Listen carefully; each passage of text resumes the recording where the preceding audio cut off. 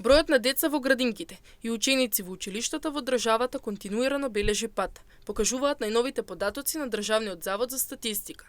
Овој тренд укажува на постепено намалување на младата популација, што отвара сериозни прашања за демографската состојба и идниот развој на образовниот систем. Според објавените податоци, бројот на деца згрижени во градинката е намален за 0,3% во однос на претходната година. Во 2025 година вкупно 37.742 деца посетувале градинка, додека во функција биле 117 јавни и приватни установи за нивно згрижување. Покрај намалувањето на бројот на децата, забележен и пат на бројот на градинките од 0,8%, што може да укажува на намалена потреба, но и на предизвици во одржувањето на овие институции. Слична состојба е евидентирана и во основното образование.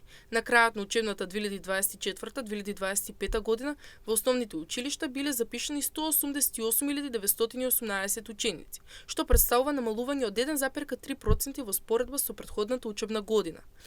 Овој пат може да се поврза со намалениот наталитет, но и со миграцијата на населението, особено на младите семејства. Во средното образование исто така се забележува тренд на опаѓање. Бројот на ученици изнесува 65.476, што е за 0,8% помалку од претходната година.